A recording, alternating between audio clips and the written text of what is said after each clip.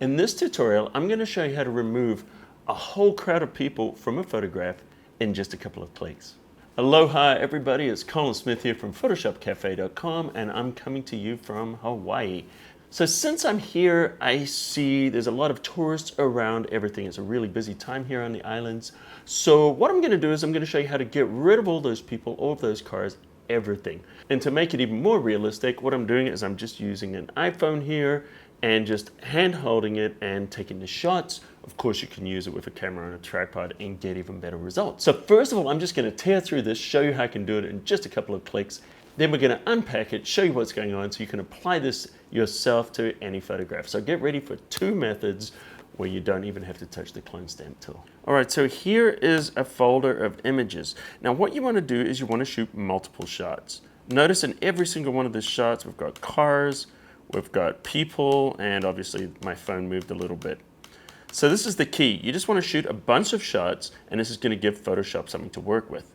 All right, I've put all of these in a folder, and all we need to do is just choose File, and we're going to go down to the scripts. We've got some amazing scripts in here. And all we're going to do is go down to Statistics. And under Statistics, we can choose a stack mode. And I'll explain all of this in a minute. The one we want to be using is Medium. And then with Medium selected, what you want to do is we want to browse now to our photos. Let's select the first one, hit Control A or Command A to select all. Click Open.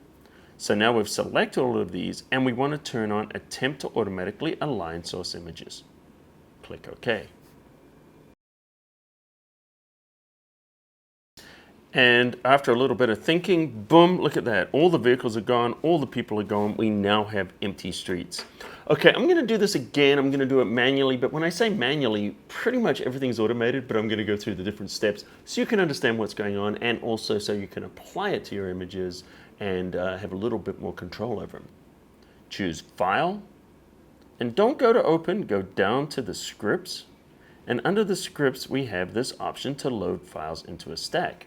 So what it's going to do is it's going to build them all into layers. So we're just going to click here. There's our folder we made. Select them all. Command A to select them. And then we're just going to click Open. There they are. And we're not going to automatically align them, although we could do this right here if we wanted. But in this case, we're just going to click OK. All right, and here we go. We can see all the layers are there. So what I'm going to do is I'm just going to close out these layers. I'm just going to hide them just by clicking and dragging on the eye so you can see the individual shots. So notice I've taken shots, things are kind of moving, and there's just never a spot there where there's not a car or there's not a person. Now this is very typical for a lot of travel. When you guys travel, when you go to popular locations, this is always happens. So this trick is going to enable you to fix those photographs. All right, so what we've got is all of them here, and you can see they're all over the place. We want to align them. So I just want to select them all with the first one selected, scroll down, hit the Shift key, click. Now I've selected all the layers. Great. Now what we want to do is we want to align all of these. So we choose Edit, and then we go down to Auto Align Layers.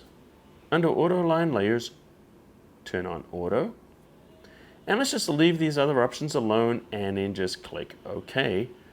And now Photoshop's going to look at these layers and it's going to automatically align them all with each other the best it possibly can. All right, and let's have a look at a few of the layers. If we hide them, you can see, yep, everything's nicely aligned. And of course, we've still got all these cars, we've got all these people going through every shot. That's fine. What we want to do now is convert them to a smart object. Notice they're all still selected. So right click, choose Convert to Smart Object.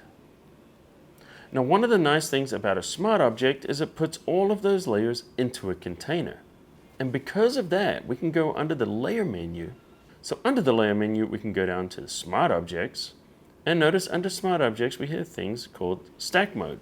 Now these stack modes are not new. In fact, this technique's not new. This is an older technique. It's been around since CS6 Extended. So if you remember in Photoshop CS6, they added these tools that work in the medical industry, and that's essentially what we're using right now. So you can actually do this in Photoshop CS6, just so you know. It's not new. All right, so let's go down, and all we want to do is remember that blend mode we talked about? Each of these does a different thing, but medium, what it does is it looks at the image and goes through every single one of the layers, and it looks for areas where things have moved, and it hides the things that have moved. So it only shows the things that are constant inside of the photograph. And that's how it can remove all these vehicles and tourists. And there we go, there's our result. Now we can zoom in a little bit and you guys can see. It's pretty good. You might see a little bit of shadowing here and there. And it's easy enough to get rid of that using things like the spot healing brush, clone stamp, etc. that I've covered in the last few tutorials. So anyway, guys, I'm kind of curious, what do you think about this series I've been doing on how to remove everything from a photo in Photoshop? So we've done shadows, we've done reflections on glasses, we've done people, we've done objects. If you haven't seen those other videos, check them out. But let me know how you feel, if you like this series, and which is your favorite video in that series. Is it this one, or was it one of the other ones? Let us know in the comments underneath. So anyway, guys, if you're new to Photoshop Cafe and you haven't subscribed yet, hit the subscribe button right now. Become part of the Cafe crew, and you'll get a new tutorial from me every single week. Usually I upload on Tuesdays, so hit that notification bell so you know when I upload a new tutorial. And anyway, guys, if you like this, smash the like button into dust. And until next time, and probably back in Southern California, I'll see you at the cafe.